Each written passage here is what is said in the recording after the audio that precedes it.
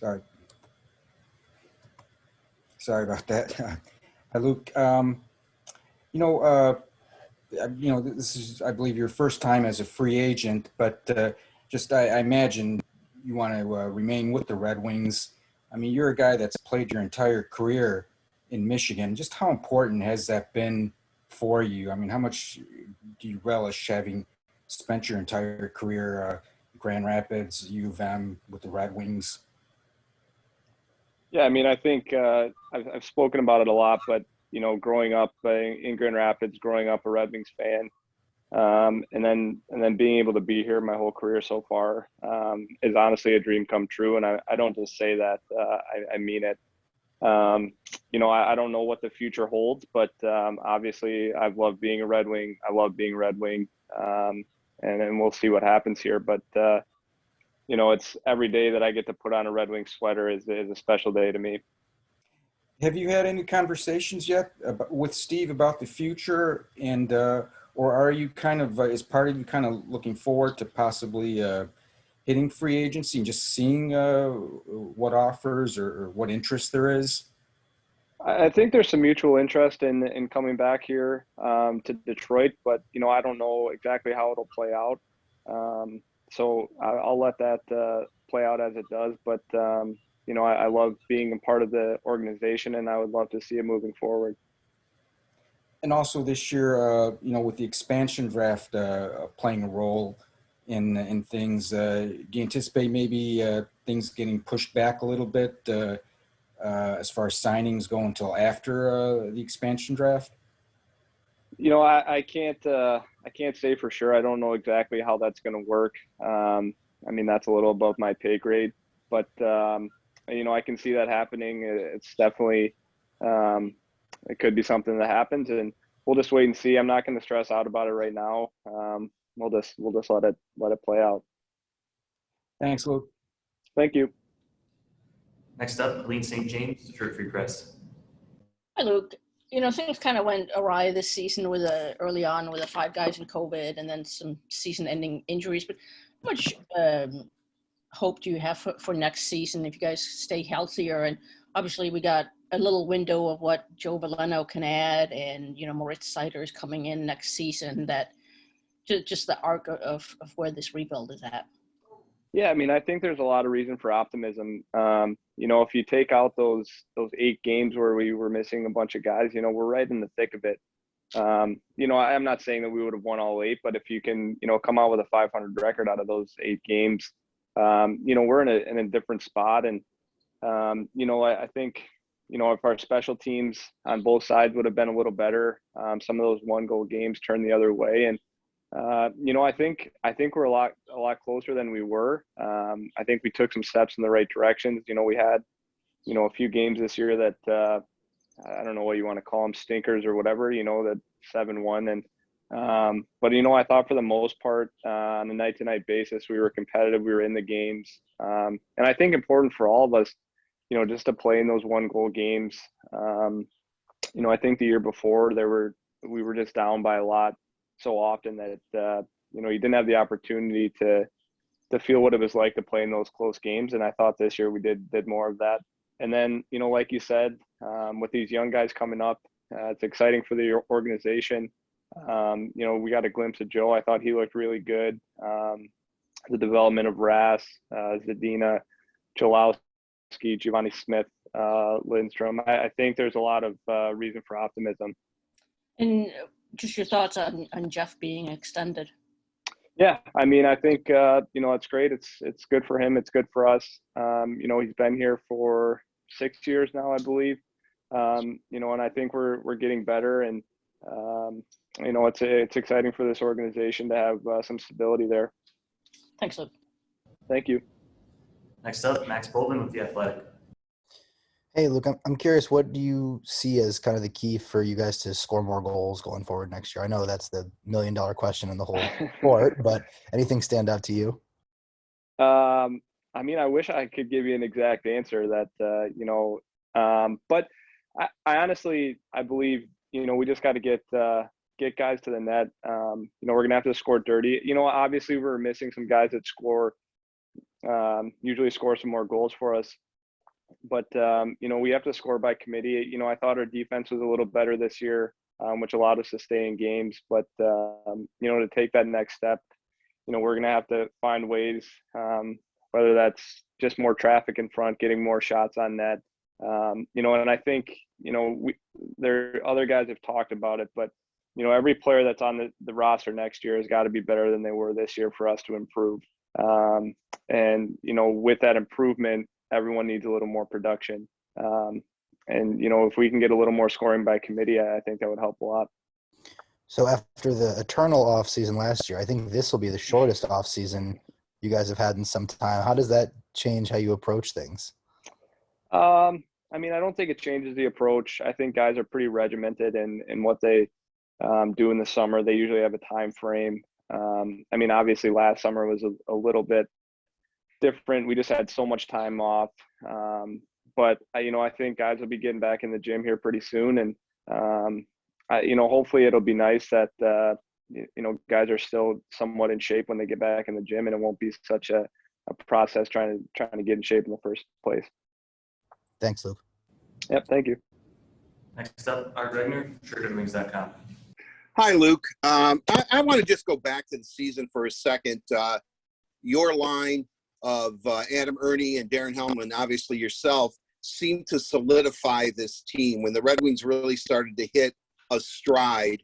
What was it about your line that came through? And do you draw on like a comparison that you were grind line 3 in Red Wing lore, that you guys really upped it? Well, I don't know if we deserve to be in the same category as the grind line, but what I will say is that I think we just try to bring a work ethic and compete every single night. And Adam had a great year offensively. Helmer and I, not so much, but so we didn't know that we were going to score every night, but we figured if we could play in the other team's zone, play a physical game, and grind another team's top line down, that it would give us a chance to win. And I think we kind of relished that opportunity and just did the best we could with it. When you look at the story of you learning face-offs was legendary. It's almost Red Wing folklore now, how you didn't know how to take a face-off when you first became a pro, and then bam, you're one of the leaders this year, second best to Bergeron, who seems to be the best face-off man in hockey the last several years. What I want to know is what makes a good face-off? Because Chris Draper has always said, if you're not cheating, you're not going to win. What is key to winning a face-off, I guess, is what I'm trying to ask. I do think cheating is part of it. Trying to get in there, as close to the dot as you can. But I think it's honestly just repetition and confidence in what you're doing. We had a lot of guys on this team who were willing to take, after practice, we would probably take 50 face-offs. LJ Scarpace is dropping pucks for us, and there'd be some good battles after practice. And I think that repetition, with guys on your team, and then, there's video you can watch of guys and what their tendencies are. And there's a lot of little nuances that go into it that are probably overlooked a lot. I know that you wore the C at Michigan for 2 years and an A for a year out of your 4-year career there. I know you've addressed Michigan's hockey team before. In these really, bizarre times that we have lived through here, have you had an opportunity to talk to last year's club, which couldn't play in the NCAA tournament because of COVID, and maybe and if you throw Luke Hughes into the mix, there's 4 Wolverines that could be top 10 picks in the NHL draft. I mean, from your perspective as a former captain at Michigan, how does that make you feel that the program has such high-end talent, and were you able to at least see them play or talk to them? I was able to watch them play. I didn't speak to any of them, but it's exciting for the Michigan hockey program that they're getting players like that they this year I think they got COVID right before the Frozen Four or something like that, which is just an unfortunate circumstance but the reality that we're living in. But you know, it's exciting for their program that they, you know, they're getting these guys and they have an opportunity to play for the national championship every year. And I know that, but do you have a feeling, and I know you're not going to say this, but like come July 22nd, the day after the expansion draft, that that your phone will be ringing off the hook, that people will want, because by that time, you know, Seattle's roster is somewhat set, that, you know, you can sign guys and not have to protect them, obviously. I don't know what's going to happen, honestly. I don't think my phone's ever going to be ringing off the hook, but, you know, I'm just going to let this play out as it does. And, you know, obviously, like I said, it would be great to be a part of this rebuild and what's going on here. But if that doesn't happen, I guess we'll just wait and see. All right. One final question. Do you still miss playing football? Part of me does, part of me doesn't. I don't miss waking up the next day, you know, so sore that it hurts to walk, but I do miss it. I enjoy watching, you know, college football on Saturdays and the NFL on Sundays. And, you know, I'll still catch some high school games on Friday in the area. So I do love it, but I don't miss playing it too much. Great. Thank you, Luke. Best of luck to you. I appreciate it. Thank you. All right. Thank you. Our last question, Ted Colfin, Detroit News. Hey, Luke, now that the season's done with, I mean, it seems like a lot of you guys kind of talked about it all year. How difficult was it? I mean, with all the protocols and everything, I mean, was it very, very different or what?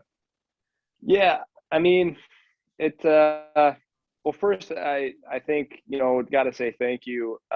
You know, Pete Van Zandt, our head trainer, was kind of in charge of implementing the rules. And I know that it wasn't always his favorite thing to do, but he did a great job. And, you know, as a group of players, staff, I think we all knew that if we wanted to get through the season, we had to follow these rules. And I mean, they weren't always, maybe we didn't always agree with every single one of them, or didn't think that they were completely necessary. But, you know, I think they did a great job of making sure everyone was safe.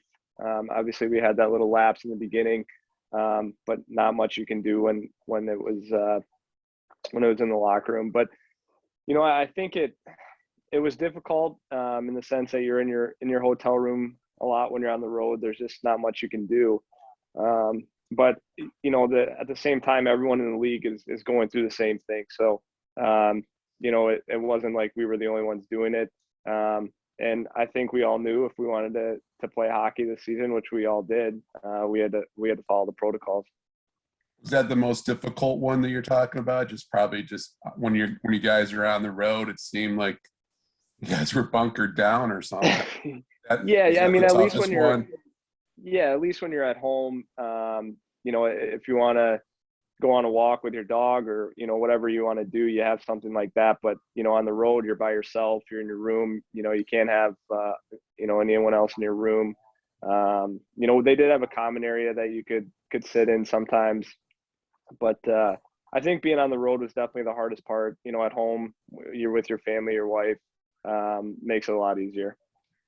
Couldn't you go for a walk on the road? I mean, just yeah, you could definitely go on a walk. And I mean, we were fortunate that we stayed in, you know, our division had some warm climate, so it was nice to get out and do that. But you know, after you go on a walk, you're back to your hotel room, so that was difficult.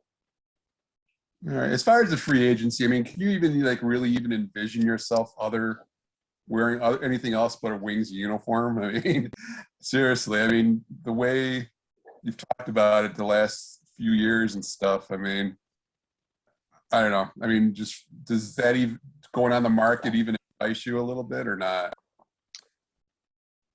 I mean, to be honest, it's you know, wearing the winged wheel has been I mean, I think I dreamed of it, you know, when I first started playing hockey, and maybe even before. You know, I never knew if it was going to be a reality, but it was always something that I dreamed of. And you know, like I said earlier, honestly, every day that I get to come to the rink, get to put that sweater on is a special day to me. I'm not just saying that. That's honestly how I feel every single day. And obviously, I would love to be a part of this moving forward. It's been a dream come true, and I cherish every day. But you know, I think there's mutual interest on both sides, but we'll see what happens. Last one, how tough have the last few years been? I mean, let's face it, there's been a lot of losing here, obviously. Yeah, I mean, losing is never fun. It's never easy. And we still have a ways to go. I'm not saying we're out of the woods or anything like that, but I think we're starting to move in the right direction. And you know, I think all these seasons of losing will hopefully teach us lessons as we move forward. I know none of us want to be in this position, so hopefully moving forward, we'll just be able to continue to build on the lessons that we've learned, and it'll make us better in the long run. Sounds good. Appreciate this. Thanks, Luke. Yep. Thanks, guys. That's it for us today. Thanks everyone for joining. Thanks, Luke. Thank you.